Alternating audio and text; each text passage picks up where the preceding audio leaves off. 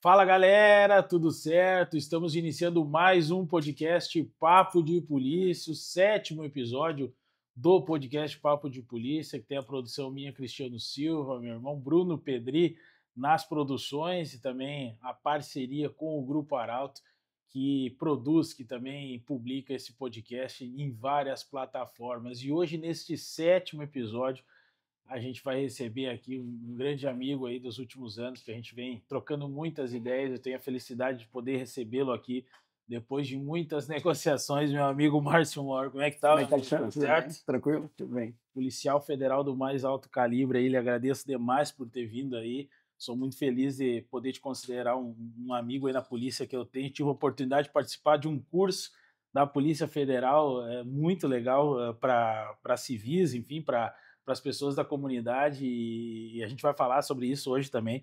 Mas te agradeço muito por ter vindo aí, tirado um tempo da tua agenda que eu sei que é agitada, viu, Mora? Muito obrigado. Eu que agradeço a oportunidade de estar no teu programa aqui, Vicente. Obrigadão mesmo. E, Mora, eu queria começar te perguntando, Polícia Federal, e a gente sabe a força dessa instituição, né? Como é que tu chegou, assim, tua ideia, já desde criança, era ser policial federal? Como é que tu começou nessa carreira, enfim, da polícia? Queria que tu contasse um pouquinho da tua história aí nesse início.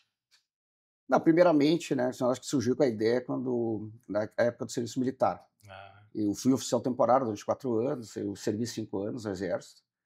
Durante esse tempo, surgiu a oportunidade de fazer o concurso para a Polícia Civil. Aí eu fiz, fiquei 7 anos na Polícia Civil aqui em Veracruz. no Exército, tu ficou alguns anos também. Fiquei 5 anos. Isso aqui ou fora? Não, São Gabriel. São Gabriel. Isso, quartel de cavalaria lá, no Regimento de Cavalaria Blindado. Ah, E aí nessa época lá, já durante esse tempo de serviço militar, surgiu a oportunidade de concurso da Polícia Civil, fiz. Vim para a região aqui, para a 16ª região, fiquei em Veracruz durante 7 anos.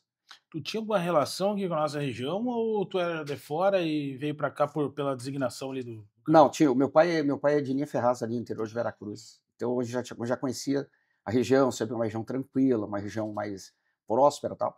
Aí, na época do concurso, escolhi essa região aqui. Ah, E deu sorte em cair em Veracruz ainda, né? Polícia Civil daí. Polícia Civil. Que ano que época que tu ficou ali, mano, na Polícia Civil? 92 a início de 99, que daí quando eu fui já emendei com a Polícia Federal. Aí na sequência tu passou no concurso da Polícia Federal. Isso. Deixa eu te perguntar um pouco dessa parte da Polícia Civil, que isso aí era uma curiosidade que eu não tinha muito conhecimento assim. Pô, Delegacia da Polícia Civil de Veracruz, uma delegacia muito considerada aqui na nossa região, e autora aí de muitas das grandes operações, né, contra o crime organizado. E tu atuou ali numa época bem interessante, onde alguns casos foram deflagrados. E queria que tu contasse um pouquinho dessas histórias, como é que era ali, quem era o delegado na época ali, como é que foi essa situação ali da Polícia Civil de Veracruz. Eu cheguei em 92, juntamente com o delegado Celso Ferri, que hoje está em Osório, e vai estar aposentado até. E nós pegamos alguns casos emblemáticos ali, por exemplo, na época aqui na região não tinha havido em Veracruz nenhum roubo a banco. E na época eu estava lá, teve o primeiro roubo a banco lá da história da cidade, que foi no Banrisul. De Veracruz, primeiro roubo de De Veracruz. Veracruz, de Veracruz, Como é primeiro. que foi essa ocorrência? O pessoal, assim, da região metropolitana, Uhum. ali de São Leopoldo, Novo Hamburgo, Campo Bom. Essa questão do fechamento das fábricas, o pessoal migrou, muitos que não tinham nem antecedentes, Tá. migraram para esse crime, principalmente por roubo a banco. Aí fizeram esse roubo aqui, e para nós foi novidade, até para questão de investigação, mas eu digo que a gente deu sorte, porque na sequência, um mês depois, houve outro roubo a banco na Caixa Econômica Federal de Candelária. E nós fomos dar o apoio lá, a Delegacia de Veracruz foi apoiar, e ficamos lá, praticamente 2 dias seguidos, e prendemos todos eles. E um deles tinha entrado aqui no Banco de Veracruz, no Banrisul. Então, dali, pegamos toda a sequência e conseguimos prender toda a quadrilha, né? Mas a gente tem que buscar eles lá na região de São Leopoldo, Novo Hamburgo, Todo que eram mundo todos ali. A gente teve o apoio na época, que na época não era Draco, era Defrec, né? Defrec, aham. Defrec, delegado Rosales, e fomos para lá, conseguimos, ainda bem que prendemos todos eles. Aqui no Banrisul, como é que foi assim, a situação em si? Levaram muito dinheiro e foi uma situação em termos com reféns, alguma coisa assim nesse sentido, ou como é que foi? Não teve reféns. Na época, o dinheiro foi pouco, se eu não me engano, foi a média de R$ 5.000. Aham. Até quando nós prendemos os integrantes, eles estavam até bravos com essa quantia, né? E tem um deles que hoje está no semiaberto, né? Que é um preso era bem perigoso, foi Sim. egresso da polícia militar e tal. E ele comentou, foi um roubo muito, muito fraco, foi só R$ 5.000, e teve toda uma situação, eles eram em 5, para dividir com eles foi fraco mesmo. Aí tiveram que fazer o outro em Candelária, né? Fizeram cada um na sequência. Aí tinha um deles ali, e aí foi uma época que teve muito roubo a banco na região. Sim, anos 90 aí. Anos 90. Tu pegou ali, amor, a gente teve um caso muito emblemático aqui na nossa região, que movimentou a região toda, não foi um fato... O crime aconteceu aqui em Santa Cruz, mas mobilizou a região toda. A gente teve a oportunidade muito legal, e sempre eu faço esse agradecimento ao Alexandre de Paula Dias, o Zambim, foi sequestrado aqui em Santa Cruz, primeiro sequestro da história aqui do nosso município, com pedido de resgate e tudo, primeiro e único que se tem notícia. e a gente teve a oportunidade de contar a história dele aqui no podcast. Pela primeira vez ele deu uma entrevista, foi muito legal. E tu, de alguma maneira, também foi mobilizado naquela ocorrência ali. Isso foi em maio de 94, mais ou menos ali. Enfim, teve a autoria do Teco, né? Depois foi preso e tudo mais. Mas tu também participou daquela mobilização meio geral do Estado, que veio gente de todo o Estado para cá, né? Para acompanhar. Exato. Né, eu diria assim, não foi só eu, foi toda a região praticamente trabalhou, toda a delegacia de Veracruz, Santa Cruz, a DEFREC, as delegacias, do pessoal de Porto Alegre, das especializadas, que nós tínhamos na época ali, algumas especializadas ali, todo mundo foi envolvido, porque foi, como tu disse, né, que foi o primeiro sequestro da região, e deu muita aquela questão, também foi uma novidade, né, então todo mundo se empenhou, o pessoal virava à noite, diligências fora da região, fora da cidade, foi bem complicado. Mas ainda bem que deu tudo certo. Movimentou ali um aparato até naquela época ali, 94, até de tecnologia, na questão das telecomunicações, telefone, tentando buscar daquilo dali, e não eram, por mais que eram, por exemplo, o Teco foi a primeira ocorrência que ele teve, depois dali ele partiu só para pior, né? Mas ele tinha uma certa inteligência sobre alguns aspectos elétricos, enfim, aquilo ali também dificultou um pouco o trabalho, né, Marco? Sim, se eu não me engano, ele tinha até uma empresa Isso. prestava serviço para algumas empresas fumageiras que é da região, Hum. na parte de eletricidade. Eu lembro dele até antes desse fato, acho que eu já conhecia ele de vista, alguma coisa assim. Antes desse fato aí, até causou surpresa, né? Sim, Foi uma causou. surpresa. Eu lembro de ter acompanhado, buscado na pesquisa que eu fiz ali na época, o quanto que a comunidade em si, a própria polícia, se sentiu surpresa. Eu lembro do delegado, cheguei a conversar com o delegado da época, assim, que as manchetes que tinham era assim, a comunidade vai ficar surpresa em saber quem foi, né? E daí depois Verdade. ele foi apresentado, né, numa época ainda que era diferente, né, que se apresentava quem eram os presos, enfim. Teve um outro caso também que passou por Veracruz, foi aqui em Santa Cruz, um crime muito grave, que acabou, enfim, o corpo dessa menina, da jovem, da Suzana Kipper, localizado ali quase na divisa de Veracruz com Candelária, e também mobilizou um pouco a delegacia de Veracruz, como daqui de Santa Cruz, né? Enfim, infelizmente ela faleceu vítima de um autor, era um sapateiro, pelo que eu lembro, na época, né? E teve uma mobilização para localizar esse veículo naquela época, né, Mar? É que todo crime que acontecia ou acontece ainda hoje aqui, digamos, Santa Cruz, não tem como não atingir Veracruz ou delegacias perto, né? E esse caso, eu lembro que eu estava vindo de Veracruz, trazendo uma documentação aqui para a regional, e eu ouvi no rádio, de um possível sequestro e tal. No E na, rádio da ho- polícia, no caso, no assim. rádio da polícia, no rádio, da viatura. Aí, no caso, na hora ali, eu já retornei, não sei se estava um colega comigo, não lembro. Fomos na delegacia, avisamos o pessoal, porque tinha uma informação que poderia ter ido em direção a Veracruz. E foi mais ou menos assim, foi muito rápido essa informação. Teve o sequestro e, questão de minutos, já estava no rádio, já estava nas frequências da polícia, e retornamos. E aí nós alertamos até alguns postos de combustível. Lá, olha, caso passe com carro, caso queira abastecer. E realmente passou num posto lá e abasteceu. E nós passamos as características do veículo, de cabeça não lembro, acho que era um Gol, não lembro.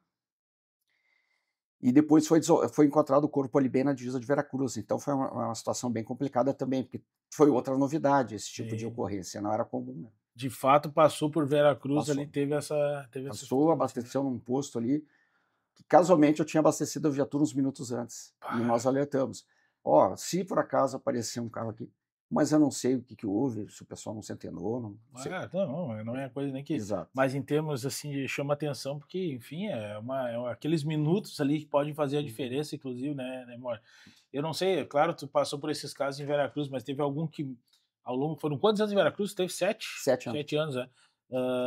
Que mais te marcou, assim, em termos de investigação, assim, que tu teve? Pois é, nesses 7 anos de polícia civil e de Veracruz, eu trabalhei sempre ali, e sempre na investigação. O que marcou mesmo foi o homicídio de uma menor. É. Uma menor de 6 anos de idade, que ela foi estuprada e foi morta na sequência. Porque essa questão de roubos, a gente participava aqui ao apoio na região, algumas cidades perto, então rouba banco, algumas situações que envolviam tiroteio, aquela coisa, a gente meio que vai acostumando, Uhum. né? Agora, quando envolve homicídio de criança, é bem complicado. E ali foi um caso bem atípico, porque até tem uma observação que a brigada recebeu essa informação que ela tinha desaparecido, nos comunicou, e imediatamente a civil ali, toda a nossa delegacia e toda a equipe da Brigada Militar, nós começamos a empreender as buscas. Por que eu estou falando isso aqui? Porque a gente vê muita coisa de novela, de televisão, 24 horas, 40 horas, isso não existe, entendeu? Isso aí é uma lenda. Nós fomos comunicados, se não me engano, num final de semana. E imediatamente, assim, coisa de minutos, principalmente como envolvia criança, né? Pô, criança não vai sair, não é como um adolescente, um adulto que pode sair, foi para casa do namorado. Não. Nós saímos. Que idade tinha mais ou menos essa criança? 6 anos. 6 anos. E aí nós saímos imediatamente, tanto a guarnição da brigada quanto o nosso pessoal ali da delegacia, e começamos a empreender buscas, diligência, e identificamos o possível suspeito, só que o suspeito sumiu, né? Esse suspeito tinha sumido. E nós não paramos. Sábado, domingo, indo na casa dele, indo na onde ele frequentava, e até tinha informações que ele teria estar na igreja. Isso que chamou atenção, porque ele nunca foi à igreja. Assim, pelos vizinhos, ele nunca passou perto de uma igreja. Tinha algum tipo de relação com essa criança, assim? Era um parentesco, assim? Tinha. Não, o que acontece? Ele namorava a mãe da criança. E segundo a gente apurou, eles estavam num bar bebendo, e ele quis ir embora, e a mãe da criança quis ficar mais um pouco. Aí ele foi na casa onde a criança estava, tirou a criança de casa, ele mais um, na época teriam sido 2, né? Levaram para um mato de eucalipto nos fundos da casa, de onde morava essa menor, e estupraram e mataram ela ali, estrangulada e com uma pedrada. Meu Deus. Então, foi bem complicado. Então, o que acontece? Nós ficamos aquele dia todo, outro dia, até que ele foi apresentado, a mãe dele apresentou na delegacia, porque nós passamos ali direto, né? Só tem que apresentar ele, até quando apresentou, e era um menor, 17 anos. Ele era menor. Ele era menor. E aí ele indicou o local lá, onde estava a criança. E aí é uma cena que bem complicada e... Assim, eu acho que das 7 anos foi... Eu diria desses meus 30 e poucos anos de polícia, eu acho que foi uma das mais marcantes. E ele alegou essa motivação em termos da saída do bar ali, que ele queria, que coisa que não tem fundamento, o troço desse, né? Exato. E que ano foi mais ou menos isso aí, mano? Foi por 96, 97, não lembro. Assim. Mas, assim, inclusive, ele foi para a FEBEM, aí foi levantado que ele estava traficando dentro da FEBEM, e aí quando a gente foi fazer um procedimento, a gente comunicou a FEBEM lá, a gente pegou essa informação aqui, ele fugiu. E aí depois a gente não soube mais para dele. Nunca mais vai falar. Se foi em 90 e poucos, tinha 17, ainda é novo, né? E, enfim, se tá por aí, né? Mas é um crime que chama atenção realmente aqui. A gente acompanha produzindo essas matérias e o quanto que mobiliza a comunidade, né? Porque um ser inocente como uma criancinha dessa ser alvo de um bandido assim desse não tem fundamento. E tu comentou sobre a Polícia Civil de Veracruz. Em que momento que houve essa transição, assim, e o porquê tu resolveu buscar ser policial federal? Como é que foi esse movimento aí? Ele coincidiu com quando eu estava me formando aqui na Unisc, porque a Polícia Federal ela mudou o recrutamento, a seleção, para nível superior. Então eu estava me formando em 97, e em 97 abriu o concurso. Então eu aproveitei ali e fiz a prova. Aí em 98 eu fiz academia em Brasília, e em 99 eu fui nomeado, em janeiro de 99. Então ela teve assim uma transição que estava dando a ideia, até a questão de outros desafios da Polícia Federal, aquela questão da abrangência, a questão de nível nacional, trabalhar. Os novos desafios, no caso ali, né? Que bacana. E tu começou aonde? Foi lotado aonde aqui no Rio Grande do Sul, exatamente? Minha primeira lotação foi Jaguarão. A fronteira? Fronteira com o Uruguai. Ali a fronteira, e a gente conversou aqui com o delegado Jader, o regional, um tempinho atrás, e ele também trabalha bastante na fronteira. Tem algumas peculiaridades diferentes, né? Assim, sobre o que o crime incide o crime. As regiões, né? A gente tem aqui no Rio Grande do Sul regiões que o crime de abigeato é mais ativo, outras são outros delitos. Mas na fronteira tem muita questão do contrabando, né? Não sei se tu atua em alguns desses casos, queria que tu contasse algumas curiosidades aí. A fronteira, ela já tem essa particularidade, né? E até histórico, né? As cidades fronteiriças com a Argentina e Uruguai, do famoso Chibo. Então o pessoal passa ali, para eles é normal passar muita coisa de um lado para o outro. O mercado está interessante para um lado, eles compram lá e passam. O Chibo é o que exatamente? O Chibo seria um contrabando ali, mais higiene alimentícia, aquela coisa toda, né? Então é meio... Isso que é interessante, tu falou, o contrabando, não necessariamente, porque o pessoal tem muita ideia do tráfico, né? A maconha, a cocaína, que vem, mas não necessariamente isso, né? Tem muitas coisas que vendem lá, ou sei lá, vão daqui para lá, não sei, que são de itens alimentícios e outras coisas, né? Exato, né? Tem uma diferença bem grande, porque ali o Chibo mesmo que o pessoal faz é mais alimentação, digamos, no Uruguai a questão de gás, tem às vezes país que está mais barato combustíveis e tal. que é diferente do 334, contrabando e descaminho, que já é um crime bem mais complicado, né? Porque daí eles já trazem armas, drogas, defensivos agrícolas, todo aquele material que é proibido mesmo. Bebidas, que está muito em voga agora. Mas a questão de Jaguarão, na época não tinha os free shops no Uruguai. Então nós não tínhamos esse problema assim, muito de bebidas, perfumes, esse material. Passava outras coisas lá, os crimes ambientais principalmente, questão de animais, peles, isso é uma coisa que passava muito ali. E tem um fato até bem interessante, que nós recebemos uma denúncia que passaria um carro ali na ponte, carregado com material, mas não especificaram que material, só passaram as carteiras do carro. Nós nos locamos ali na ponte, que é onde fica a Receita Federal, falamos com o pessoal da Receita, e ficamos ali aguardando. E quando, Disfarçados, disfarçados, nós, né, discretos. E quando passou esse carro, nós abordamos. E era um carro que era, não sei se você fazia serviço de táxi, estava o senhor na frente, uma senhora e uma criança no banco de trás. E eu disse, as características, a placa parecida e tal, vamos abordar. E aí nós abordamos e não achamos nada no carro, o porta-mala vazio, mas ele estava muito nervoso, ele desceu, já queria, estava entrando no carro querendo arrancar o carro. Não, segura um pouco. E aí fizemos a entrevista, né? Só que tinha um cheiro estranho dentro do carro. Assim, um cheiro meio estranho, diferente. Mas o que é? E a senhora e a criança não se mexiam.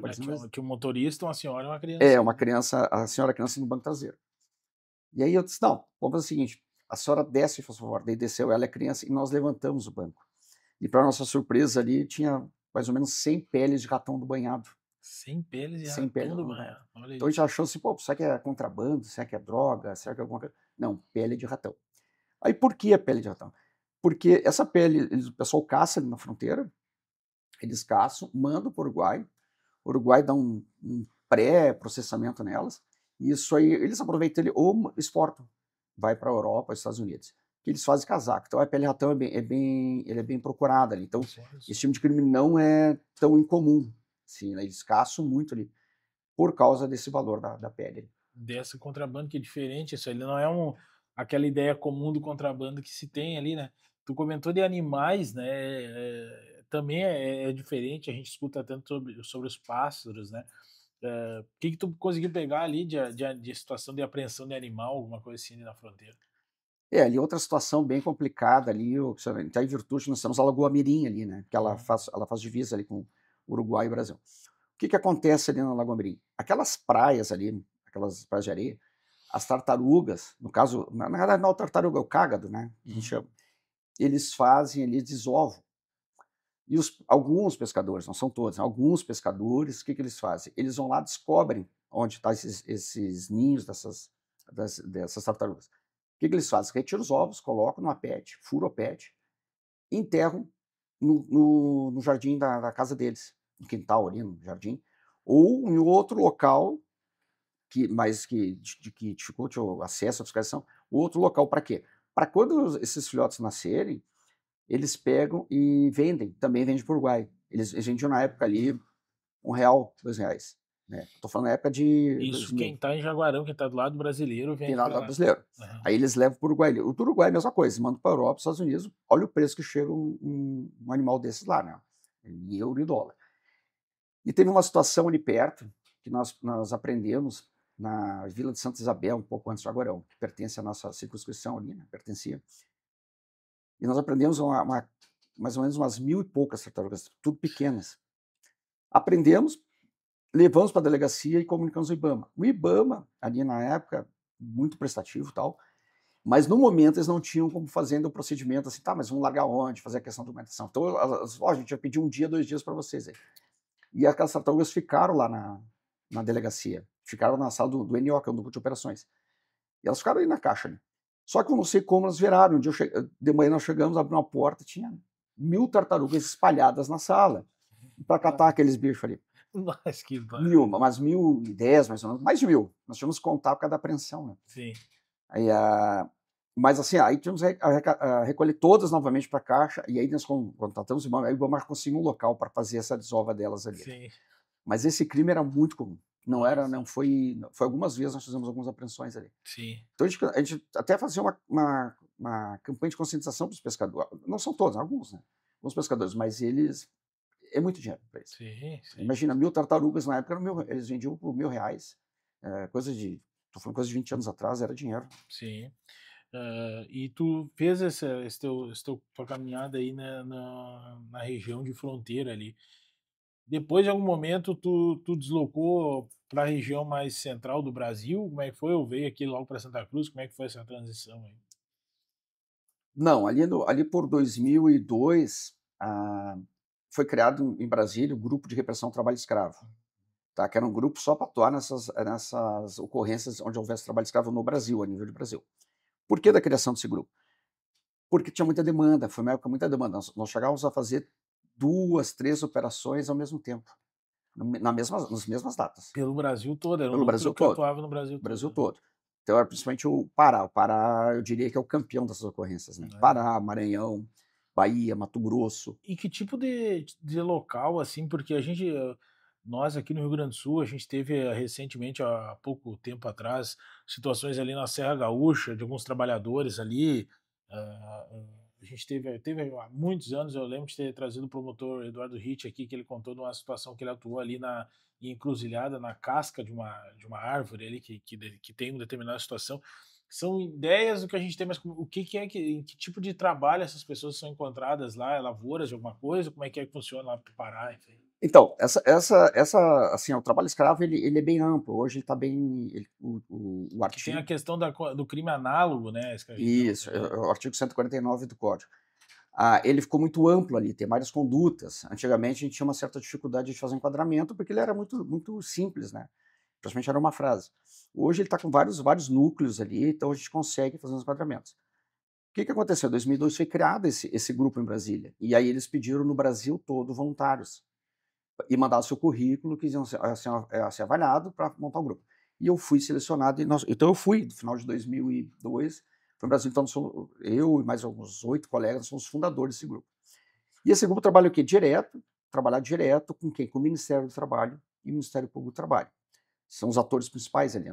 Claro que nós temos o procurador da República que participa, mas às vezes a Defensoria, às vezes algumas situações com o IBAMA. Mas acho que os 3 que atuam assim diretamente é o Ministério do Trabalho, a Procuradoria do Trabalho e a Polícia Federal. Foi feita então essa seleção, nós fomos para Brasília. Fui para Brasília. Chegamos lá, era muita demanda.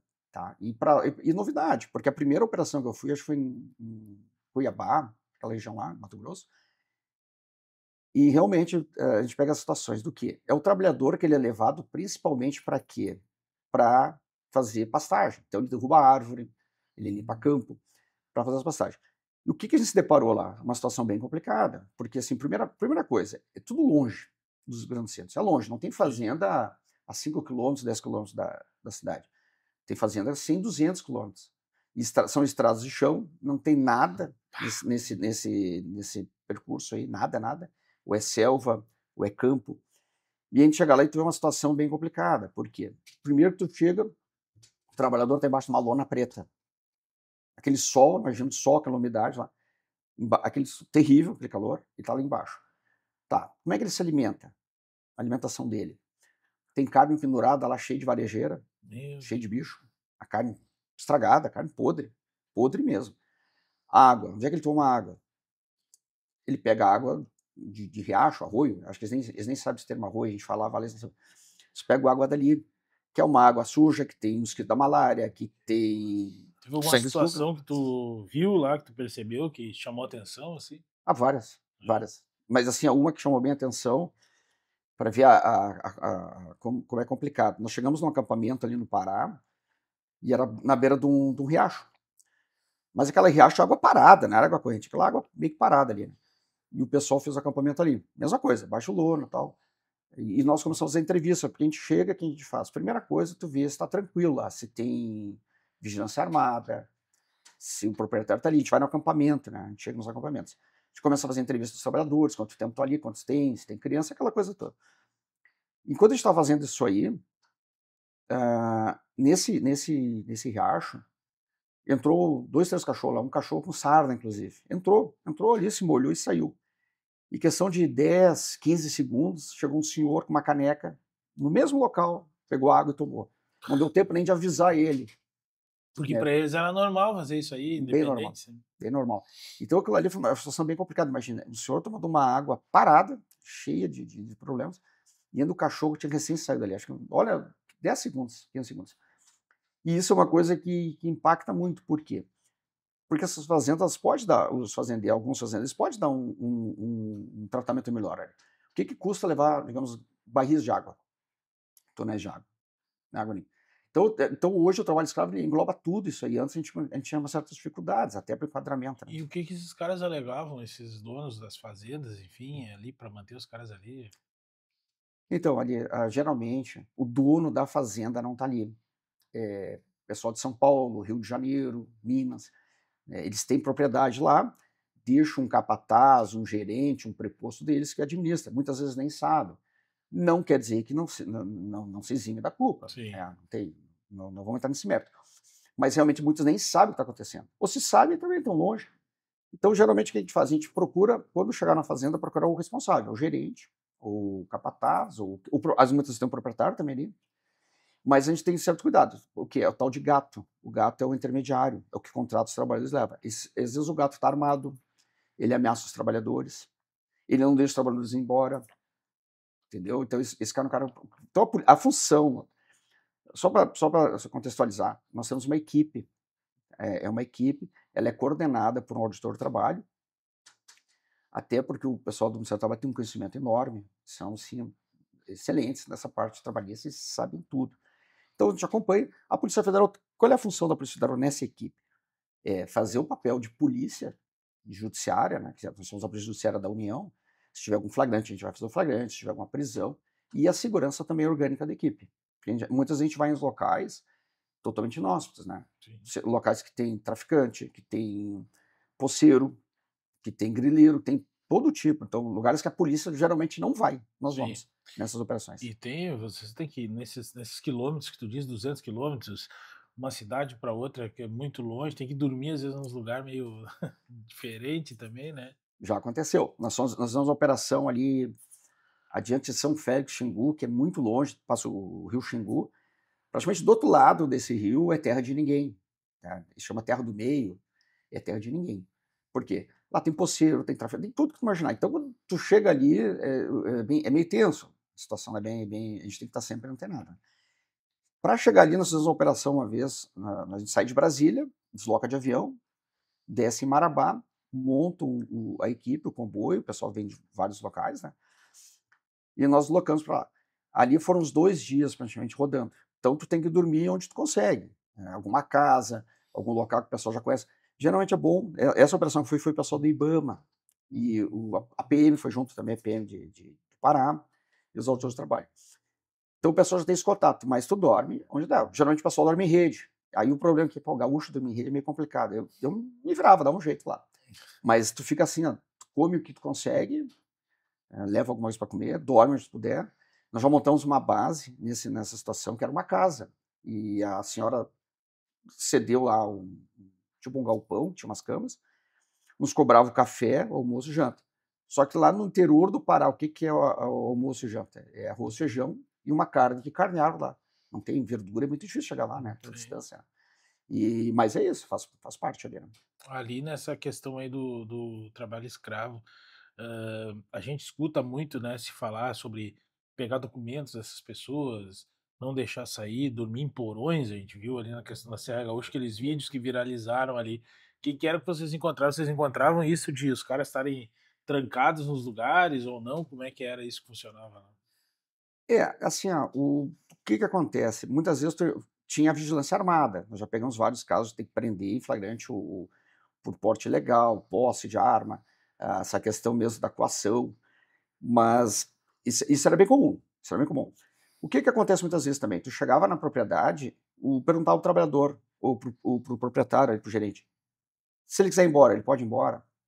Pode ir embora. A gente perguntava pro trabalhador, alguma vez te trancaram aqui? Não trancaram, eu posso ir embora. Tá, mas como é que tu vai embora se tu tá 100 quilômetros? Esse é um tipo de escravidão, né? Essa questão da... como é que tu vai sair daqui se tu tá uns 100 quilômetros da próxima cidade, não passa ônibus aqui, raramente passa um carro, tu vai sair, tem questão de a gente fala muito em onça, e é verdade, tem muita onça lá naquela região lá do Pará. Como é que tu vai sair daqui? Então ele não tem, então na verdade ele tá preso ali. Ele não tá preso acorrentado, mas ele tá preso, como é que ele vai sair? Não tem nem como sair a pé, né? Imagina 100 quilômetros, cento e poucos quilômetros, quantos dias ele vai caminhar, o risco vai correr, questão de alimentação, questão de água. Tá louco. Então é um tipo de prisão também, né? Não é exatamente, e imagino eu que daqui a pouco esses acusados aí poderiam até tentar, de alguma maneira, ser uma tese defensiva, olha, eles estão liberados aqui, enfim, se eles quiserem fazer Mas hoje a legislação também traz isso, né, que a pessoa não ter nenhum meio para sair, né, às vezes até sem documento, é um tipo de condição análoga à escravidão, né. Exato. Eles falavam assim, não, eu não prendo ninguém, mas não, tu já está prendendo. Outra coisa, tu falou da documentação. Muitas vezes segura a documentação do pessoal. Tá? E um detalhe importante também que a gente notou, Cristiano, que chama atenção, né, aí a questão da... Muitas vezes chegava na propriedade, lá na fazenda, eles queriam ir embora, o trabalhador queria ir embora. E o proprietário disse, não, quer ir embora, pode ir embora. Cidade até perto, até poderia ir embora. Por que ele não vai? Porque ele deve. Mesmo ele devendo, e o proprietário, ele devendo o proprietário, mesmo o proprietário, ele não vai, por quê? Ele tem na consciência dele, não, mas eu estou devendo. Então já chegamos em várias situações, mas por que o senhor não foi embora, o senhor, a sua família? E detalhe, eles vão com a família, muitas vezes o trabalhador vai, marido, mulher, filhos, crianças pequenas, e vão para essa situação. Não, a gente está devendo, seu polícia, a gente não pode ir. Quer dizer... Devendo quer dizer assim, porque ali funciona tudo, tipo os mercadinhos, alguma coisinha, tudo dentro da propriedade, eles estão devendo pro dono, é isso? Exatamente, mas assim, aí são duas situações. Eles também têm essa servidão por dívida, que ele deve, aí o proprietário não libera ele. Não, tu tá me devendo aqui, porque eles vendem o EPI, eles vendem as botinas que o pessoal trabalha, vende a foice, vende o negócio para afiar a foice, tudo, vende a comida. E outra coisa, a comida deles, se o feijão custa 10, eles vendem a 15. Então é um lucro, também é outra. Por isso que eu digo, essa inovação do artigo 149 foi excelente. Ela aumentou as possibilidades, antes tu ficava assim, podia alegar, não, mas eu não prendi ninguém. Mas o que chamou atenção né, alguns casos, uns 3, 4 casos que eu lembro, que o pessoal não ia embora, eles tinham a consciência que deviam. A índole deles, é impressionante isso, gente. Pois é, né? Eles, não, o patrão liberou, mas eu estou devendo, eu não vou me sentir bem sair devendo daqui. Para ver como as pessoas pensam, né? Então são pessoas muito humildes, né? Sim. E essa situação a gente... Só para fazer uma adendo, aquela região norte ali, hoje a gente tem acompanhado, mas não tem participado das operações. Né? A gente acompanha mais pelos informações da polícia. Mas na época era campeã de Pará, o sudoeste do Maranhão, o sudeste do Pará, eram campeãs em trabalho escravo. Muita ocorrência. A gente chegava a sair para fazer 2, 3, de vez em quando fazia uma, era tão grande, dezenas, centenas de trabalhadores. Então, não eram poucos trabalhadores, eram muitos. E tem toda aquela questão assim, ó, quando tu chega com a equipe, após ali aquele início, tem todo o pós, que aí entra os auditores de trabalho, questão de fazer a documentação, carteira de trabalho, seguro-desemprego, todos os direitos trabalhistas que eles têm. Então, isso aí eles se estende, então a gente fica na fazenda, ou a gente fica fora, mas eles não podem sair da fazenda dos trabalhadores. Então, isso é bem complicado. E até a logística, levar esse povo todo, tu imagina assim, sei lá, 100 pessoas, que nem tu disse aí, se é um lugar tão distante, que nem tu comentou ali, né, buscar, levar, enfim, é todo um trabalho mega de uma operação, né? O que acontece? Quando a gente chega, a equipe chega, os trabalhadores ficam na fazenda, não saem mais. Eles ficam ali. Se tiver que sair por outro motivo, que está complicado ali, que está bem insalubre, a gente tenta colocar onde? Alguma pensão, algum hotel. Às vezes não tem. Então, a maioria das vezes lá eles ficavam na fazenda. Só que daí a gente chama o proprietário, ou o gerente, ou o responsável. Só, a partir de agora, a alimentação é contigo. Ele tem que dar alimentação, ele tem que dar as condições ali. Até para a gente fazer esses procedimentos ali de documentação e tudo, para eles poderem ser liberados. Né? Mas geralmente eles ficam ali. Alguns casos a gente tira. Já teve um caso, puxando aqui para o nosso estado, aqui, uma cidade aqui perto, que nós tiramos os trabalhadores e colocamos num hotel. Porque não tinha condição de ficar ali, nessa fazenda. Sim. Foi um caso bem interessante, porque parecia que a gente estava no norte. Só faltou o clima. Porque era a mesma situação lá. Lona preta, carne pendurada, o pessoal tomava banho e buscava água num açude que estava cheio de sanguessuga. Não, tudo assim, só faltou o clima do norte para... Então, assim, a gente acha, era só vem lá para cima. Não, aqui também tem. E que tipo também, questão de árvore? Aqui foi corte de árvore. Aqui numa cidade aqui perto que tem muita questão de exploração de árvores, né? E ali foi a mesma situação. Então, a gente se surpreendeu. Olha, que a gente pega outros casos aqui de trabalho escravo na região, aqui inclusive na região de Santa Cruz, mas são um pouco atípicos, né? São um pouco diferentes. Agora, esse caso dessa outra cidade foi, olha... Aqui a gente tem casos pontuais, teve um em Venâncio faz um tempinho aí, que são às vezes são poucas pessoas, né? Sei lá, 2, 3, 4 pessoas que de repente são encontradas naquele tipo de situação ali, e aí é analisado um procedimento, mas não assim com, sei lá, 10, 20, 30, 40, 50, né? Eu lembro ali na Serra Gaúcha, acho que era esse nível, os caras estavam dormindo embaixo de porão e coisa assim, né? Os documentos retidos, muita gente, não sei se era o caso desse que tu atuou, mas muita gente vem do norte, né, para cá para trabalhar e acaba ficando aí. Então, tem gente que depois, mesmo, eu lembro dessa situação na Serra Gaúcha que me marcou muito, tem mesmo situação depois do pessoal oferecendo, a polícia ou o governo oferecendo para ir voltar, muita gente queria ficar, não necessariamente ali naquele local, mas para ficar aqui no estado, enfim, né? Então, às vezes é complicado tu lidar até com a sequência desse procedimento ali, né, Mar? Tem outra situação também que, assim, muitas vezes os trabalhadores são de outros estados, né? Aqui e lá nessa região do Pará, o pessoal vinha muito, Maranhão, aquela Bahia, aquela região. Então, às vezes, eles preferem ficar, porque lá a situação está complicada, né? Questão de emprego, eles preferem ficar. Aqui no Sul, a gente tem alguns casos, assim, mas, que nem tu falou, não são muitas pessoas. Mas lá no grupo, lá em Brasília, quando a gente fazia as operações, já teve uma situação, não sei se tu lembra, de uma empresa aérea que tinha 800 trabalhadores, né? E nós tivemos já algumas situações ali de aplicações de taxas e de multas violentas lá para cima. Por quê? Muita gente, muito tempo, né? E situações terríveis, né? Então, eu dizia assim, cada vez que chegava numa fazenda, principalmente, eu falo fazenda principalmente, mas a gente já trabalhava muito, a gente também carvoaria. Aham. Carvoaria, usinas de cana, Ah, sim. canaviais, da região de São Paulo, nós íamos também, mas o forte mesmo seriam as fazendas, e aquela região do Maranhão, ali de Imperatriz, muita carvoaria, que também é bem complicado, porque fora todas as situações que eles passam, tu imagina tu ficar lá de um forno de carvão, um sol de rachar o dia todo ali, é Imagino, desumano, é imagino. desumano, Pá. e nós encontramos muito. E ali é o seguinte, e tem uma situação, porque daí, se tu não consegue achar o, o gato, você não consegue achar o proprietário, quem contratou, alguém vai ser responsabilizado. No caso desse carvão, Empresa? a empresa e as multas eram violentas, É coisa daqui a milhões, assim? milhões. Imagino. São empresas fortes, né, porque tem toda a questão da cadeia, Sim. assim, né, e vai parar em algum lugar, alguém vai ter que ser responsabilizado, né. Hoje o pessoal até a gente tem notado, assim, tem acompanhado, o pessoal está se precavendo com as situações. Então assim, contrata bem, né.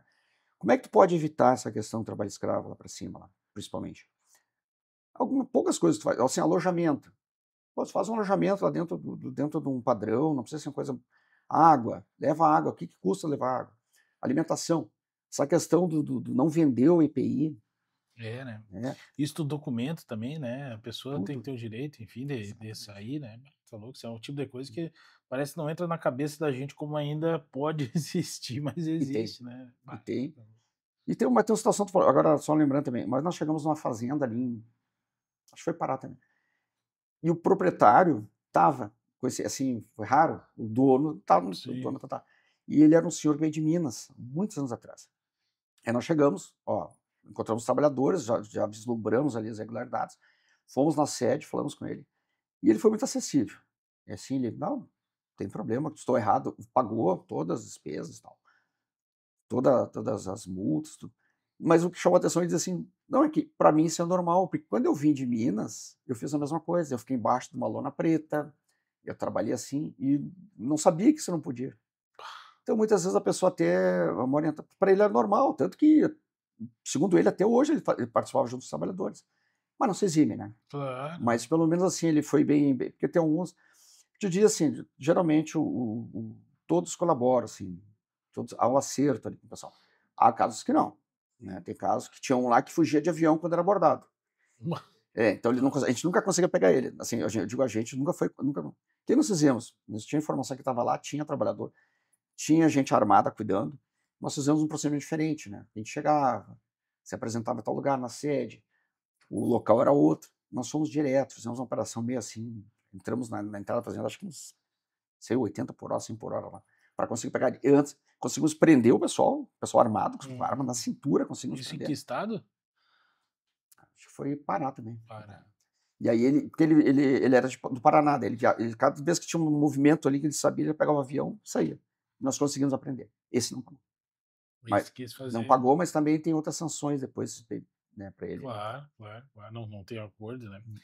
A gente queria agradecer demais a parceria da MR Hunter, nossos amigos Luiz Nelson, Rafael, obrigado por patrocinarem o podcast. É uma loja que fica ali na Avenida Deputado Euclides Clima, número 200, na divisa ali, próximo da Ponte Seca, ali na divisa do bairro Ananera com o bairro Rio Grande, ali com o bairro Centro também, naquela trincheira ali, essa loja que é muito legal, muitos produtos legais, não só o armamento, que é o foco, mas roupas, essa camiseta eu comprei lá, outros itens muito legais lá, a gente agradece a parceria. Mora, eu queria entrar num outro assunto. Tivemos essa semana muito em discussão a questão da chamada PEC da blindagem, ali os deputados naquela votação se vai passar por eles ou não, a questão de serem processados ou não. E chegou, entrou muito no comentário a respeito de um deputado dos anos 90 que ficou muito conhecido pela questão da criminalidade ali, foi condenado posteriormente a mais de 100 anos, foi o Hildebrando Pascoal, né? E que tu fizestes a escolta dele em um determinado período. Para quem não conhece, quiser pesquisar depois aí, mas ele ficou conhecido como o deputado da Motosserra, se eu não me engano, é esse o nome, né? É isso. Integrante, acusado como integrante de um grupo de extermínio na região norte, mas no norte, eu acredito que era nesses estados do Pará aí, né? O Acre. E Acre, isso. E ele era integrante, tinham grupos ali enfim, até com policiais, né? Enfim, policiais, claro, corruptos. Então, ele foi condenado posteriormente. Depois, o nome dele entrou na situação porque era um período que se discutia nessa questão do processo. Depois, ele teve o mandado cassado e foi processado, indiciado e condenado, enfim. Mas eu queria que tu contasse essa peculiaridade, porque tu fez a escolta desse cara aí, perigosíssimo. Me conte um pouco como é que foi isso aí. Foi a operação da Polícia Federal lá no Acre, naquela época ali, no ano 2003, 2004, mais ou menos aí. E o que acontece? O Debrano era coronel da PM, então ele tinha uma pessoa com posses, né? Ele tinha propriedades, criador de gado, e deputado federal. O que acontece? Teve uma operação lá da Polícia Federal que apurou que ele era envolvido, inclusive chefe, né, tinha uma certa liderança no grupo de extermínio. Esse grupo de extermínio tinha policiais civis, policiais militares, e tinha pessoal de fora também, pessoal civis, né? Então foi feita essa operação e aí surge um problema. Tá, mas onde é que eu vou deixar os presos?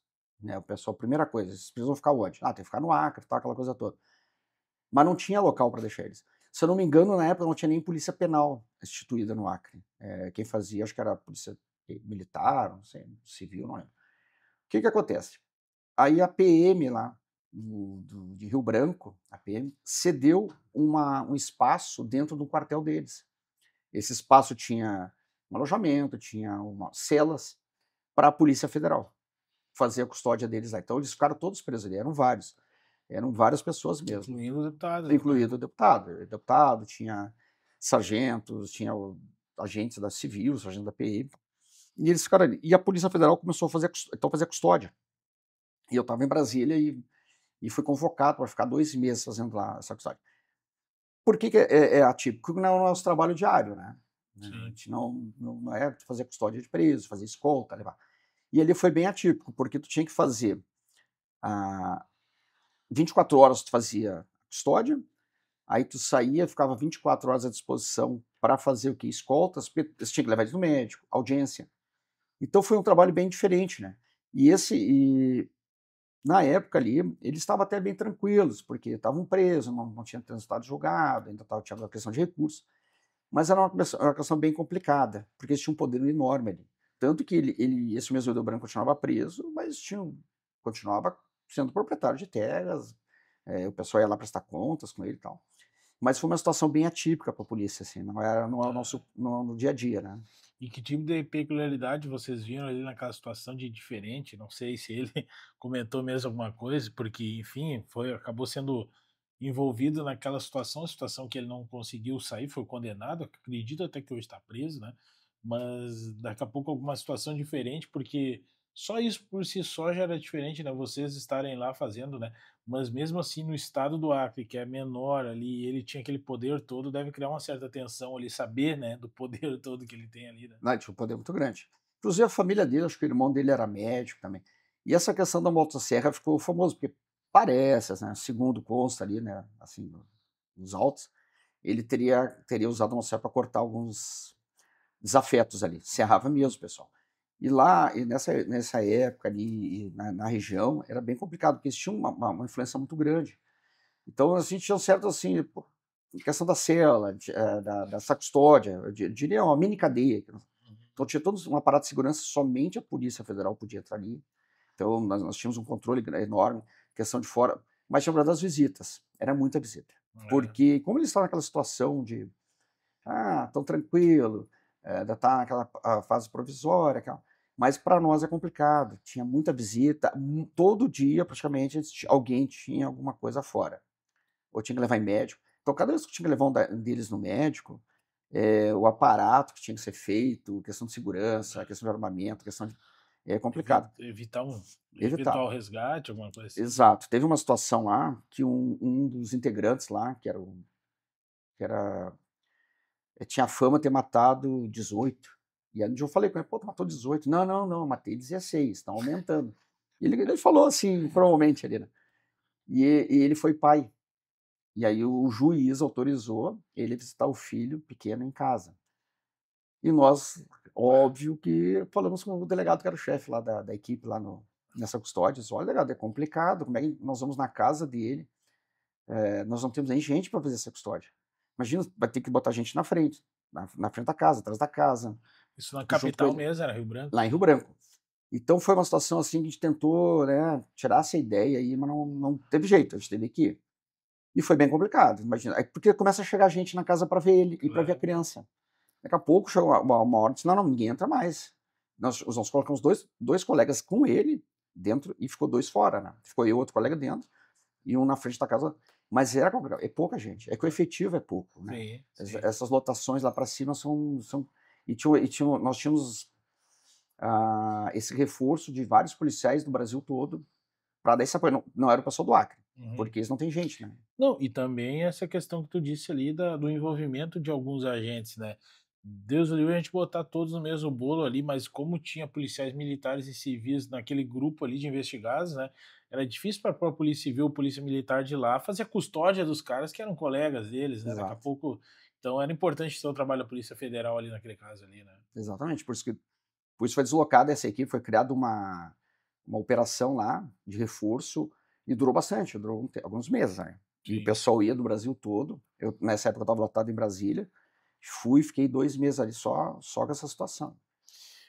Falando de escolta, eu quero chegar num dos assuntos que eu tenho mais curiosidade de tratar contigo ali, que é a escolta que tu fizeste ali por 2005, na visita que o presidente George W. Bush fez aqui no Brasil, e era um momento assim de uma tensão universal, assim, em termos assim do Bush. Ele tinha os seus críticos, enfim, poderia, e a gente sabe, né, os Estados Unidos tem todo um aparato de segurança que dispensa comentários. Como é que foi esse trabalho? Queria que tu contasse algumas curiosidades dessa vinda dele para cá e como é que foi fazer a escolta do presidente. Teve a visita do presidente, acho que foi em 2005, e nós fomos convocados ali. Porque eu trabalhava em Brasília, eu trabalhei na sede da Polícia Federal, ali na CGD, que é Defesa Institucional, que envolve toda essa questão de segurança de dignitários e outras situações ali. E a gente foi convocado para trabalhar na visita dele. O que chama atenção realmente, que a gente vê muitas vezes em filme, é o aparato que os americanos têm. Né? O aparato de segurança deles é grande. E isso aí também dá um problema. Qual é o problema? Eles não gostam, eles querem fazer segurança do presidente deles dentro dos outros países. Isso gerou, até na época, gerou um certo atrito com os colegas que estavam organizando. Inclusive os colegas de Porto Alegre, que são referências na parte de segurança dignitária no Brasil, né, dentro da Polícia Federal. E o pessoal negociando, não, a gente a gente vai fazer isso. Eles queriam fazer a segurança toda. No caso, assim, em determinados momentos que o presidente passasse alguma coisa, eles não queriam que tivesse policial federal próximo ali, alguma coisa nesse sentido. Eles não queriam nem gente perto. Não, o americano, eles têm essa situação. Realmente, eles são muito visados, tem aquela um grau de risco muito alto, né, do presidente americano. Mas foi tão estressante essa reunião com o pessoal que uma hora falou, olha, então não sei como fazer, porque você tem que botar na cabeça de vocês que quem faz a segurança de estrangeiros no Brasil, de autoridade estrangeira, é a Polícia Federal. Resumindo, ficou mais ou menos meio a meio. Tá, ficou meio a meio, eles faziam um pouco, a gente fazia outras a gente ficava de figurante para eles de figurante para nós, aquela coisa toda, né, para poder sair essa segurança. E em Brasília, ele teve em Brasília, ele teve a agenda dele teve alguns encontros lá. E teve uma situação que chamou bastante atenção, que ele foi num local lá que é na beira do Lago Norte. Primeiro, já o lago ninguém passa. Ficou jet ski da Polícia Militar, da Polícia Federal, barcos, a isolar aquela área ali. Então são colocados snipers, os atiradores em vários prédios, tudo americano. Aquela parte do lago é nossa, ali os snipers americanos e brasileiros. Então eles trazem os snipers deles também. Tá? Trazem também. Então eles vão lá, se ajeitam lá, eles trazem 2, 3 fuzis cada um. E todo aquele entorno, o trânsito. Por quê? O comboio dele, do presidente americano, ele é um comboio que tem 25, 30 viaturas. Meu Deus. Tem ali viatura do Serviço Secreto, Cerimonial, Polícia Federal, o nosso comandante de operações táticas, o COT, também vai nesse comboio. Ambulância. Ele é muito... Inclusive são 2 limusines blindadas. Elas aguentam tiro até de lança-rojão. Né? É tipo bazuca. São 2 limusines para ele estar em uma e não se saber em qual que ele está. Exatamente, você não sabe qual que ele está. Então esse aparato todo é muita logística. O local lá que ele foi discursar também tem algumas particularidades. Então nós ficamos com o pessoal do Serviço Secreto americano e eles passaram, estava eu e um colega, e ele passou ali só as orientações aqui. Primeiro, que para tu chegar ali, para tu entrar naqueles locais, tu passa para um detector de metais que eles controlam. Não somos nós, eles controlam, eles passam o detector, não interessa quem, passou ministro ali, passou deputado federal, passou embaixador, todo mundo no mesmo procedimento. Levanta os braços, vira. Teve alguém ali que, pô, eu sou deputado aqui. Não, ninguém. Impressionante que ninguém. Ninguém falou isso aí, tava todo mundo tranquilo. Se a Polícia Federal ali, já iam encher o saco, hein, mano? Ia ser diferente. Se fosse a Polícia Federal ou qualquer outra polícia, eles iam complicar. O que acontece? Aí esse colega lá, eu acho que era Mike, o nome desse americano, falou assim, o presidente entrou, fechada a porta, ninguém mais entra, e só sai quando o presidente sai, depois do período. E tá, tranquilo. Fechou a porta ali onde ele ia discursar, começou aquela música, né, aquela musiquinha que ouve em filme, quando chega o presidente, e nesse exato momento chegou o ministro da Agricultura, né, e eu recebi ele ali e disse, olha, ministro, eu reconheci que era ministro, o senhor não vai poder entrar. Não, mas eu sou convidado, tal, tenho um encontro, uma reunião, só.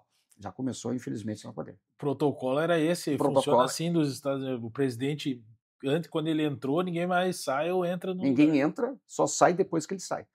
E aí o ministro até levou na boa. Né? Disse, paciência, né? Paciência, não tem o que fazer, né? Aí deu lá uns 10, 15 minutos, ele falou algumas palavras, mesma coisa.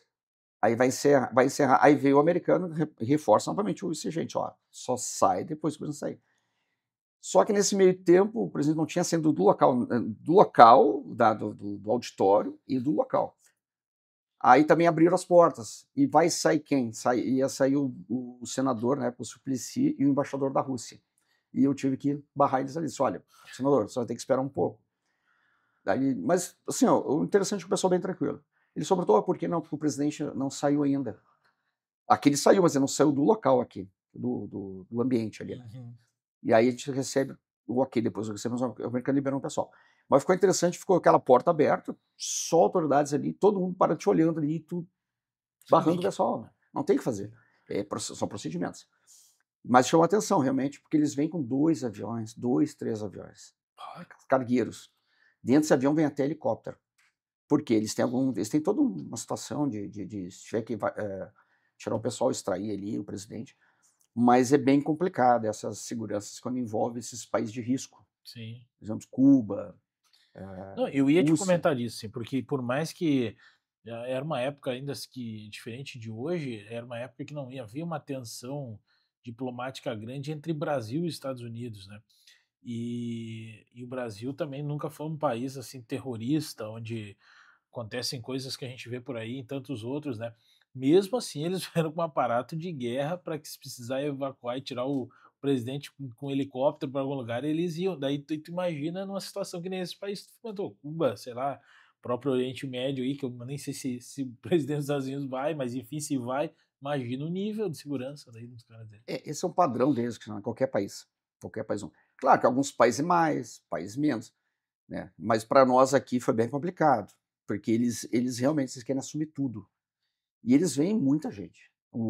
Olha, são centenas que é o serviço secreto que faz a segurança da empresa, não são bem centenas. E eles veem assim um aparato muito grande. E eles participam de tudo, tudo ali eles têm participação. Que também realmente eles têm um certo risco, né? Eu lembro também que teve uma operação, teve um encontro no Rio de Janeiro de países aí chamada Cimeira em 99, que vieram vários países de risco. Por exemplo, Cuba, Estados Unidos, Rússia, todos esses países, China, todos esses países que na época estavam, né? E o aparato de segurança no Rio de Janeiro, nessa época, foi violento. Foi bom, porque tu caminhava ali, nós ficamos alojados, ali foi uma equipe aqui do Sul, tu caminhava ali para Copacabana, aquela região, de noite, qualquer horário, Segurança bem total. tranquilo. Porque tinha a cada metro, tinha soldados do exército, PM, foram mobilizados muitos policiais, PF de todo o Brasil. Tem uma situação que ali em Copacabana tinha até uma fragata da Marinha, porque fazendo segurança.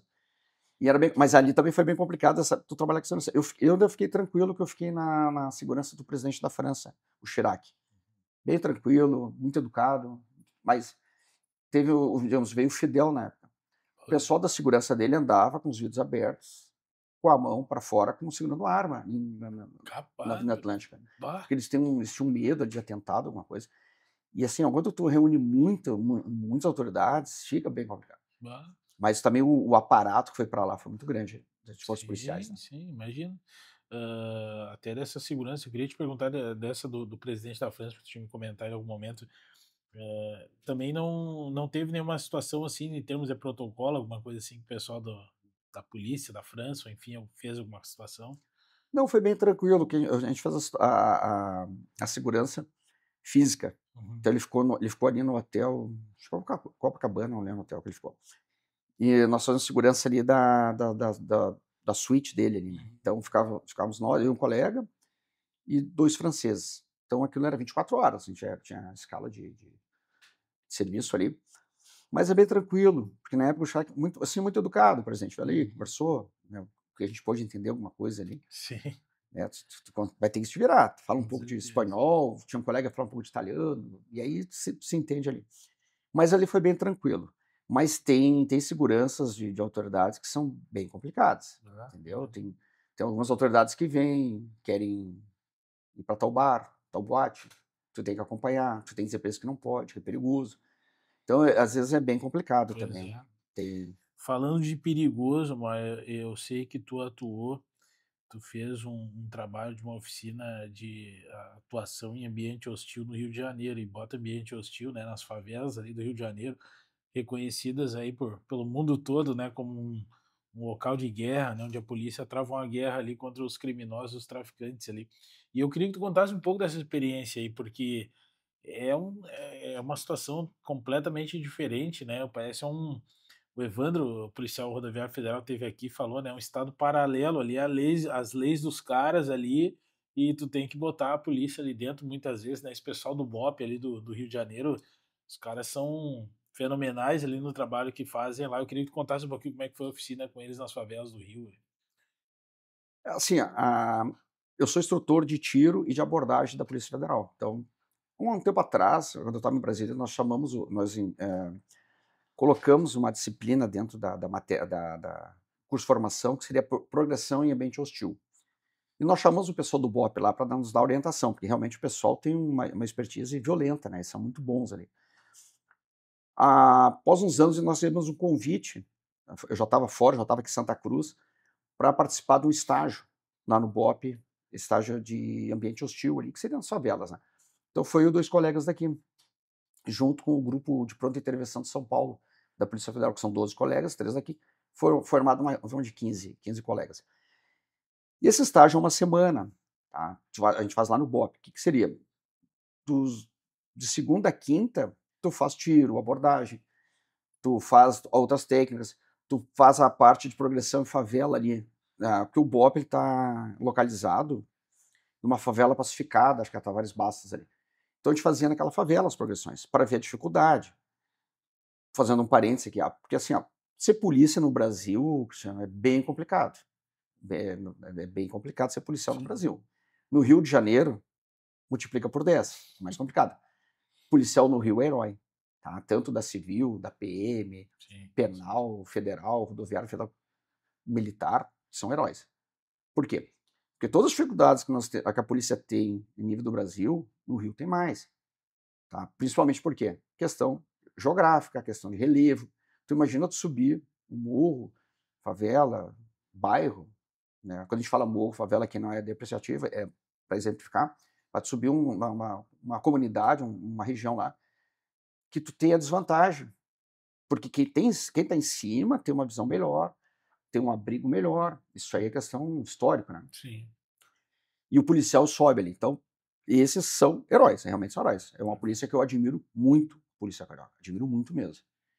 Então nós fomos para lá até para ver a realidade do pessoal, né? E ficamos uma semana. Então, essa semana de segunda a quarta tem todas as instruções.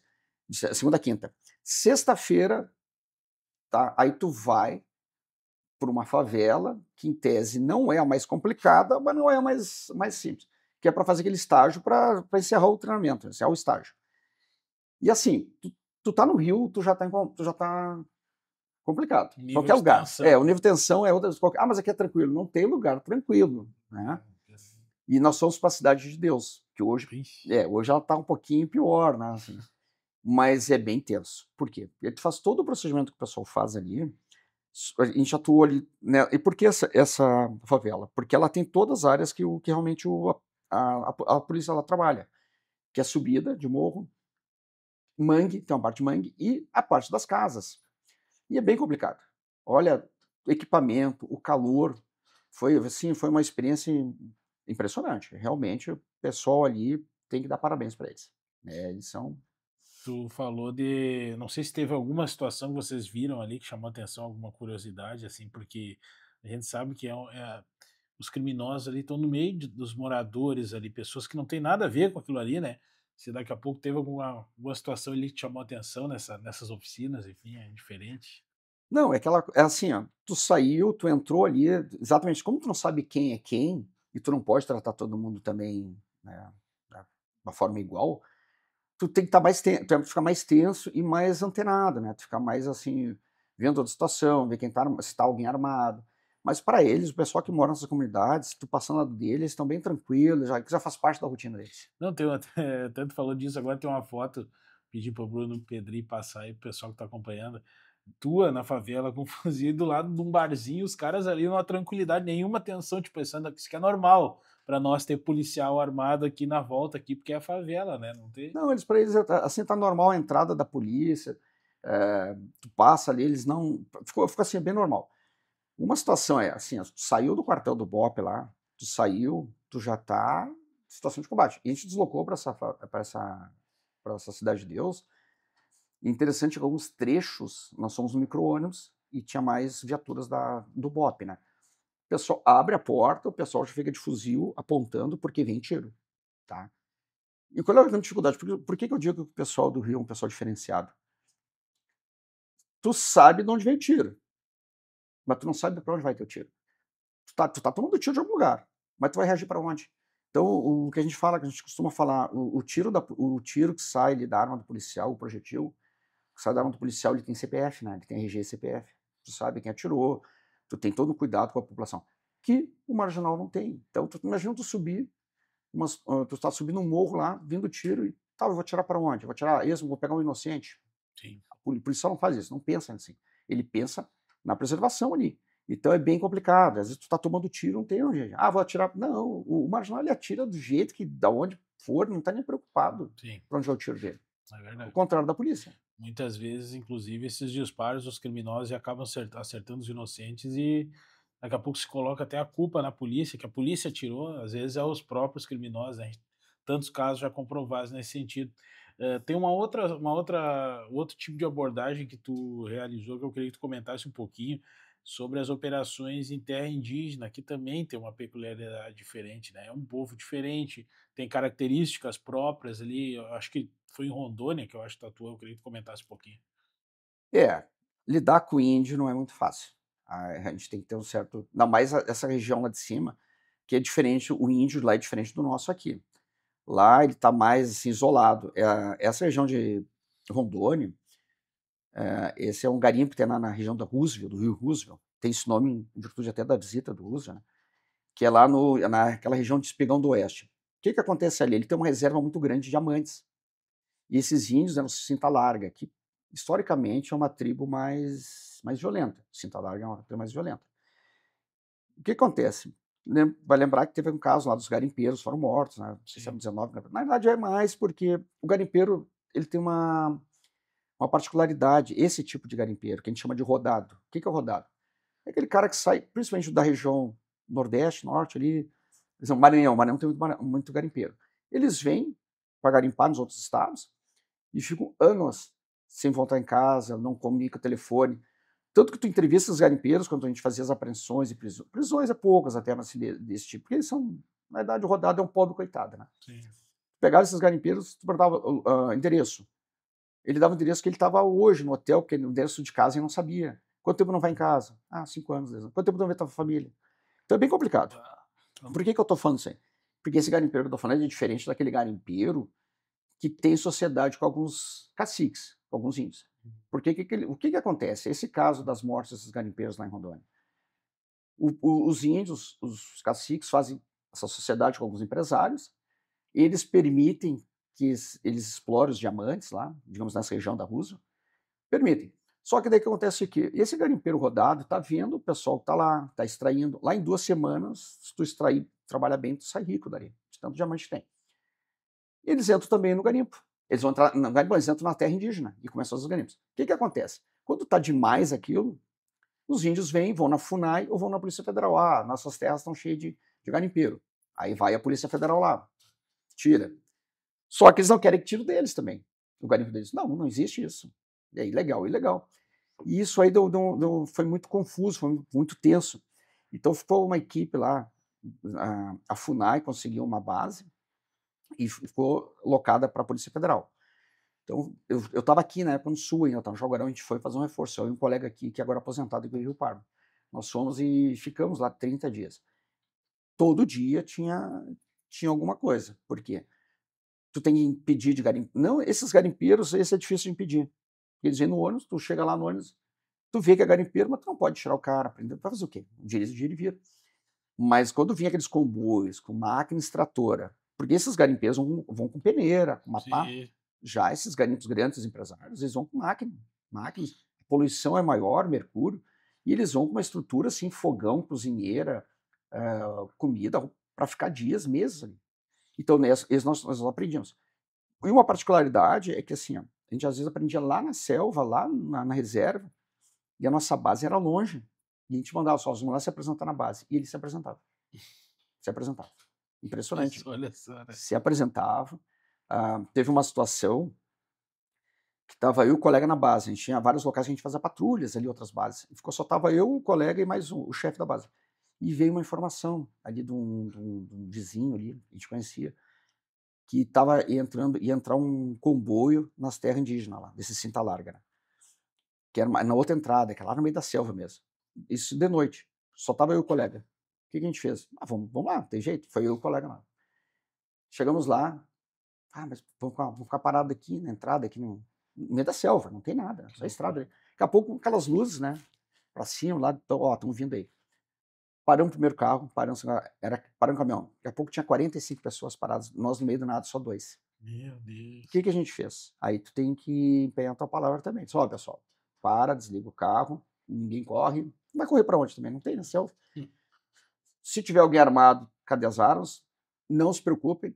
Se não tiver nada, já estava legal, mas assim, não tivesse nada de mais Ilícito, ilegal, uma lista, não vai ter problema, ninguém vai ser preso. Agora a gente vai. Que todos colaboraram. Então chegou uma hora ali que não parava de chegar carro. E a gente começou, pá, mas como é que a gente vai embora? No fim conseguimos, levamos para a base. Não, nisso chegou uma viatura com mais 2 colegas nossos.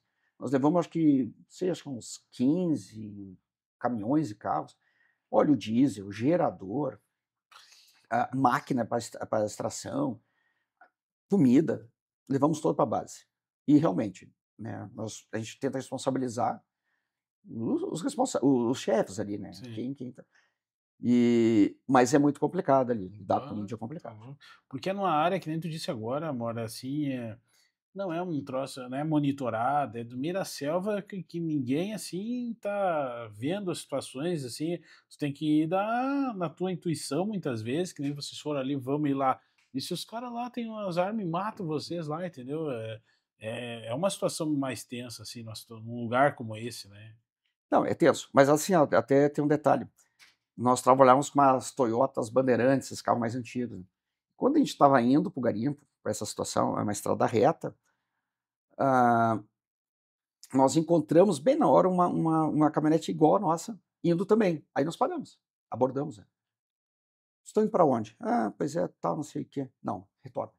Vai se apresentar. Por isso que eu falei, se apresentar na base lá. E se apresentaram. Que era uma Toyota que nem a nossa. Aí mais adiante, claro, daí eles confessaram, a gente tem que garimpo. Tá, não pode, então assim, vocês não vão ser presos, mas se apresente lá na base. Que era na reta ali. E quando nós fomos, tinha uma lanterna, outro carro. Para aí, assim, bem perto já na entrada dessa, onde nós fizemos a abordagem. Aí eram dois, né? Um índio e outro. Para aí, Polícia Federal, para aí. Nos abordaram como se fosse. Eu com o fuzil aqui, né? Eu tava com o fuzil, o colega dirigindo eu de fuzil. Aí quando ele parou aqui do lado, ele falando com a lanterna, Polícia Federal, para aí, não sei o que, cheio de honra. Quando ele parou, disse, e aí, colega, tudo bem? Daí eles gelaram, só, encosta ali. E aí descemos. Só que esses dois tinham um índio e tinha outro cidadão. E eles estavam armados. O índio estava na bolsa dele, tinha 2 revólveres, 38.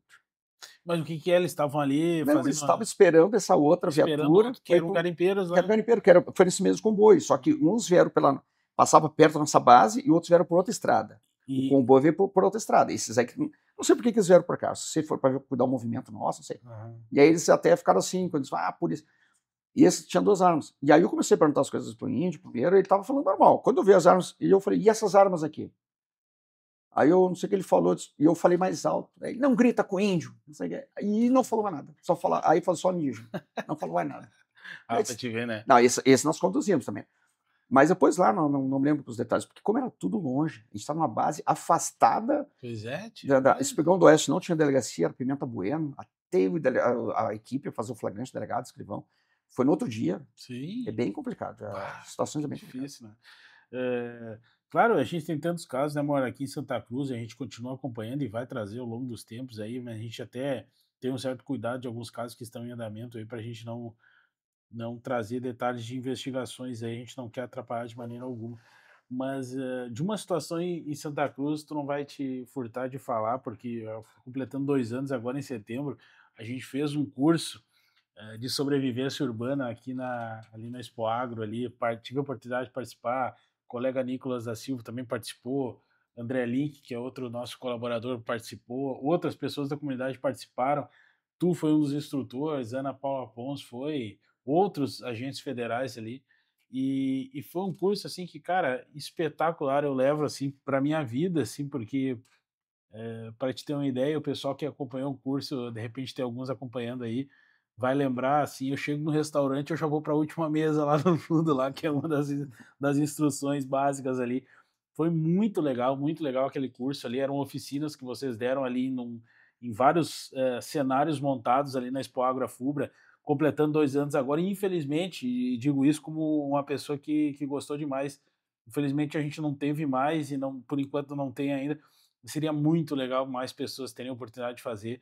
E eu queria que tu comentasse um pouquinho, detalhasse um pouco, trouxesse, relembrasse um pouco desse curso aí, que eram cenários ali em que as pessoas, claro, não precisa revelar os detalhes, mas assim, as pessoas estavam numa situação normal da vida, como todo mundo está na rua, né? E de repente se deparava com um assalto, com alguma coisa nesse sentido, e aquilo nos dava uma luz de como agir e mostrava como a gente está despreparado em muitas situações assim que a gente pode evitar, né? Foi muito legal aquele curso aí. Esse curso, a gente passa na academia de polícia como sobrevivência policial. Porque a gente coloca essas várias situações para os policiais lá, para os alunos. Ó, se acontecer uma situação dessa, o que tu faria? Porque o que a gente observa? Muitas vezes as ocorrências envolvendo policiais, elas não se dão no serviço, no dia a dia do policial. Isso dá na folga. Nós temos acompanhado. O problema do Brasil, a gente não faz estatística, né? Mas a gente tem algumas coisas, a gente começa a pontuar. Exemplo, todas as últimas ocorrências com policiais aqui no Sul, que envolveram troca de tiro, alguma coisa assim, foram na folga. Foi na folga do policial. O policial indo no shopping buscar a esposa, o policial indo no mercado com a mãe, o policial na folga, caminhando. Sempre assim. De serviço, eu diria que até para estar ostensivo, tu evita. Então, nós colocamos essa situação do policial, ele tá descaracterizado, né, no dia a dia. Esse curso de sobrevivência que nós fizemos aqui, nós adaptamos. Em vez de sobrevivência policial, ficou sobrevivência urbana. Por quê? Que foi feito para o público civil. Claro que quem tem arma, utiliza arma, tem posse, o porte, a gente consegue ainda também dar mais uma adaptada. Mas é mais pro dia a dia. Por que eu te falo isso? Se tu entrar na internet hoje, vai ter 400 especialistas em segurança pública. Não sei onde que eles tiram especialidade, mas eles têm, está cheio de especialistas. E aquelas orientações que é o Ctrl-C, Ctrl-V. Faça isso, não faça aquilo. E você foge um pouco da realidade e já está muito batido, né? Então, qual é a ideia de sobrevivência? São situações que a gente passa que nem nós pensamos. Vou te dar um exemplo. Em 2022, eu estava na academia de polícia e nós fizemos essa instrução sobre sobrevivência policial para os alunos cadetes da PM, terceiro ano. Já tava, ou seja, no final do ano já sendo oficiais da PM lá no DF, lá no Distrito Federal. Muitos deles já eram policiais, outros eram policiais de outros estados, militares, e nós passamos algumas situações ali que era o dia a dia deles, mas assim eles não tinham visto por outra ótica, né? Eles não tinham... Tanto que no final da instrução, o pessoal veio conversar com a gente e disse, olha, eu sou PM há 20 anos. Há 20 anos eu atendo esse tipo de ocorrência. Mas eu não tinha pensado por esse detalhe aqui. Então eles gostaram muito. E para nós, se o pessoal que está na rua, no dia a dia, reconhece. Então, qual é a ideia? Adaptar para a família, para o público em geral. E não tem muito, assim, não seria nada assim de descobrir a roda. Mas algumas situações que a gente não presta atenção no nosso dia a dia. A ideia, inclusive, é fazer o outro, né? Fazer um segundo, para esse pessoal que já fez o primeiro, nós colocamos mais oficinas. E fazer o outro para o pessoal que não fez, para ter oportunidade também. Eu ia gostar demais, porque é muito legal mesmo. Tu fica. Eu vou dar um exemplo de um cenário que a gente encontrou ali. Um desses era estar voltando para o carro após ir na academia e tu tá chegando no teu carro e ter ali próximo um flanelinho, alguma coisa nesse sentido, a maneira de tu chegar no veículo, né? E é legal porque tu primeiro tu é indicada, faz como tu faria normalmente, né? E daí tu te depara com a situação ali de um cenário diferente. E os policiais federais, bons atores ali naquele momento. Eu lembro do. Qual é que era o nome dele? Que vocês chamam ele, agora eu me esqueci. Usava um boné assim agora. Ele tinha uma faca ali. O Junei. E ele foi muito, muito, muito legal. Eu lembro de detalhes daquele dia lá, porque marca assim. E tomara mesmo que em algum momento se faça um segundo para quem já participou desse primeiro, para os novos que fizeram, o espaço da Expo Agro Afubra lá, muito legal também, porque deu a oportunidade de vocês fazer vários cenários diferentes em vários locais ali daquele baita terreno, né? Então foi legal por isso, tomara que aconteça mais um. A gente está se encaminhando mais para o final, Mauro, mas eu queria te perguntar uma outra situação que gera bastante curiosidade, que tu também integra o grupo ali, o chamado Esquadrão Antibomba. Eu sei que tem um outro nome formal mais de vocês, mas o pessoal conhece muito sobre o Esquadrão Antibomba. Queria que tu falasse um pouquinho sobre essa peculiaridade também. Eu lembro de ter acompanhado vocês numa das Oktoberfests aqui, que vocês trouxeram alguns aparelhos ali que vocês utilizam ali, e daqui a pouco contasse alguma curiosidade que tu passou assim, nesse trabalho específico da Polícia Federal também. A Polícia Federal tem em algumas superintendências estaduais, tem o GBE, que é o Grupo de Bombas Explosivos. Tem o grupamento, né? Então o que acontece? Não são todas as SEGs, porque demanda o valor é muito alto, um caminhão antibombas, nós temos os trajes, os robôs, o material, ele é muito, muito caro e tudo importado, né? Ou ele é canadense, americano, alemão, então ele é muito caro. E eu faço parte aqui do grupo já de alguns anos, eu já tinha feito o curso de explosivista quando eu estava na academia de polícia em Brasília, e a gente atende. O que o GBE atende aqui, o grupo? Ocorrências que envolvem, por exemplo, foi lá, explodiram a caixa, um terminal da Caixa Federal.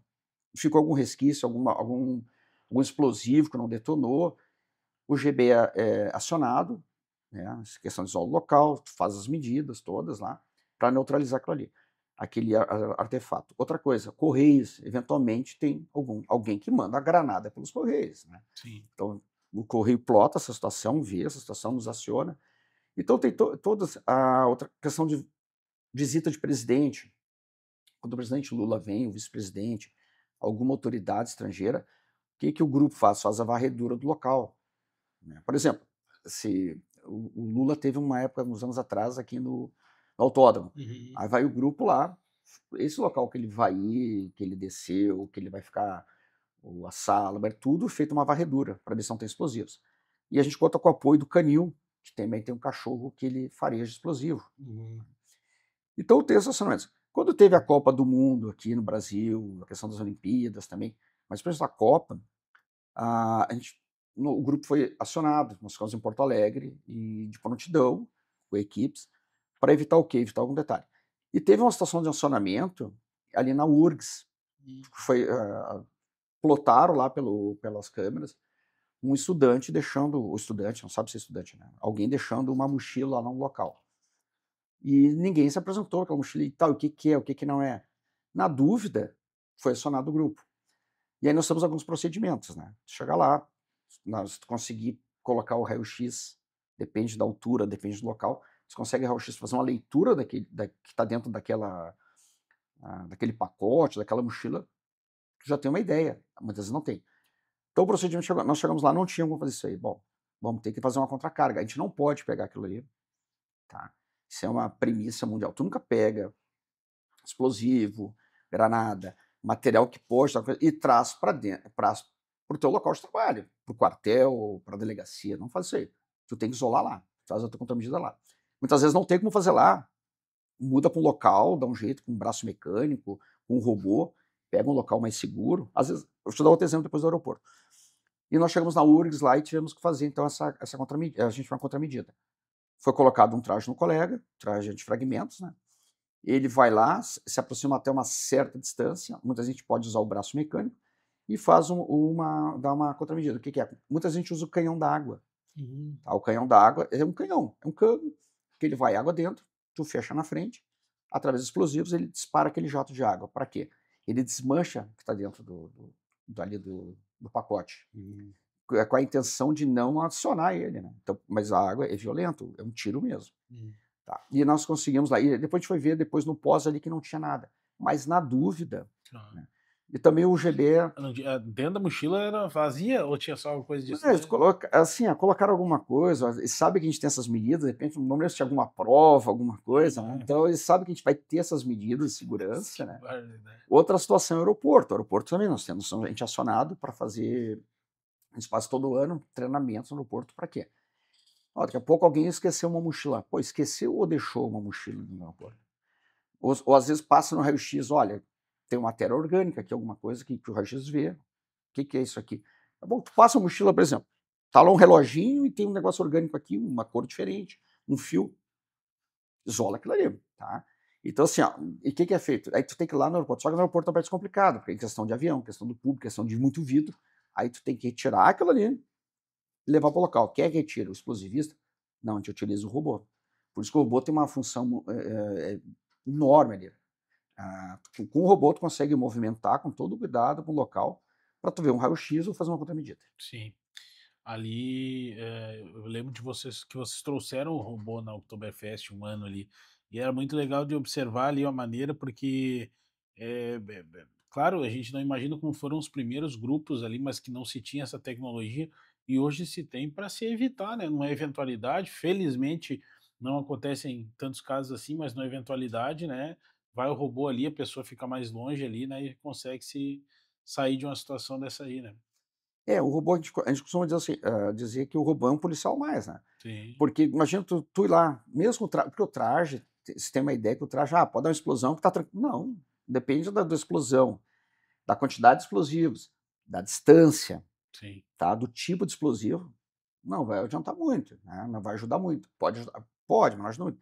Então, para essa aproximação, claro, é uma segurança para nós, mas se tiver o robô, e nós temos 2 aqui, né, nós temos 2 aqui no Rio Grande do Sul, e ele é muito útil mesmo. Que bacana.